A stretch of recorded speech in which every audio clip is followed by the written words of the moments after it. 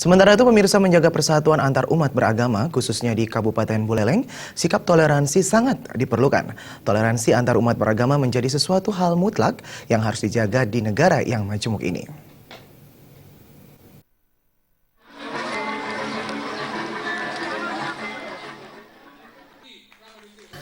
Indonesia merupakan negara yang majemuk karena terdiri dari berbagai ras, adat, suku, dan agama.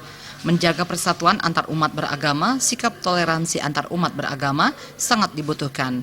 Wakil Ketua Forum Kerukunan Umat Beragama, Gede Sadiane, mengatakan kerukunan antar umat beragama, khususnya di Buleleng, sangat baik yang harus tetap dijaga.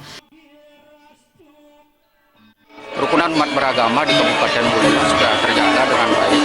Yang selama ini memang kita di Forum Komunitas Umat Beragama, setiap ada hari raya besar keagamaan, kita melaksanakan rapat. Misalnya pada waktu kemarin Idul Fitri, kemudian ada Nyepi, kemudian ada Waisak, kemudian ada Natal. Jadi kita selama ini kerukunan beragama sudah terjaga dengan baik. Jadi tiap-tiap agama itu kita saling menghormati, kemudian saling menghargai, toleransi sudah terjaga dengan baik. Gede Sadiane menambahkan di tengah keberagaman tersebut, toleransi harus menjadi kesadaran setiap warga negara Indonesia.